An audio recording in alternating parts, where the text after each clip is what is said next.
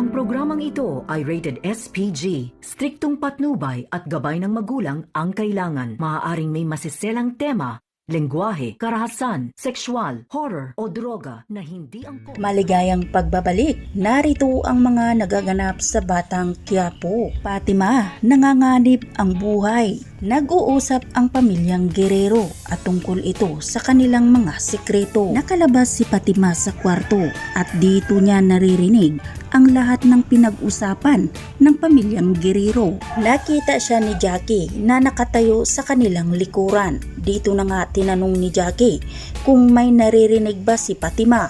Hindi inamin ni Fatima na may naririnig siya at sabay sabing uuwi na siya. Pagdating ni Fatima sa kanilang bahay, agad niyang kwininto sa kanyang mga magulang ang lahat ng mga sekreto na nalalaman niya mula sa mga Guerrero. Isa pa rito, nakitang-kita niya ang pagpaslang ni Miguelito kay David na kapatid ni Tanggol. Nakikiusap si Fatima sa kanyang ama na aalis na raw sila dahil alam ni Fatima kung gaano kasama ang mga Guerrero.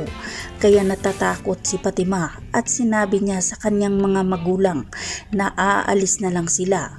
Ngunit hindi papayag si Paeng dahil nga ay pagsabayan nga raw nila itong mga Guerrero. Samantalang hindi naniniwala si Miguelito na walang naririnig si Fatima. Sinabi niya sa kanyang ina na si Jackie na masyado na raw maraming alam si Fatima kaya kailangan na nilang iligpit ito. Nagdesisyon si Roberto na kailangan na nilang tapusin sa madaling panahon si Fatima. Kinagabihan pinuntahan nila ni Miguelito kasama ang kanyang mga alipures ang bahay ni Fatima. Ngunit namataan ni Paeng na maraming armadong tao papunta sa kanilang lugar. Niyang sinabi sa kanilang mga kapitbahay na magsinghanda nga raw ito. Pinaulanan ng bala ang bahay nila ni Fatima ni Miguelito kasama ang kanyang mga tauhan. Unti-unti nga ngayong natatamaan ang mga kasama ni Paeng kaya takot na takot si Fatima kasama ang kanyang ina. Nagpapalitan ng bala ngunit hindi nagtagal.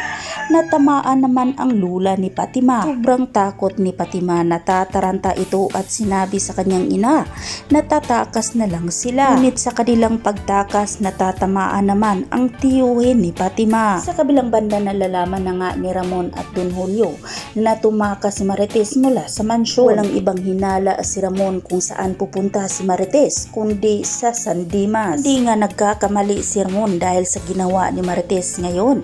Nagkakagulo ang pamilyang Di Magiba. Sinugod ni Tanggol si Rigor dahil hindi nga niya matiis na makita ang kanyang ina na sinasaktan ni Rigor. Tinamaan si Rigor sa suntok sipa ni Tanggol kaya nahimatay ito. Dahil kinampihan ni Santino si Rigor, bumunot ito ng baril para barilin sana si Tanggol. Ngunit mabilis na humarang si Marites kaya si Marites ngayon ang natatamaan. Biglang tumahimik ang paligid. Gulat na gulat si Santino na nabaril niya ang kanyang ina na si Marites. Iyak ngayon si Santino at humingi ng tawad sa kanyang ina.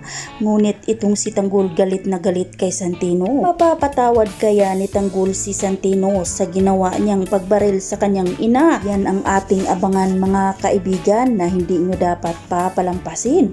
Dito lang sa APJ Batang Quiapo. At huwag po sana ninyong kalimutan na i-like, i-share at pangi na rin ng isang subscribe. Maraming salamat.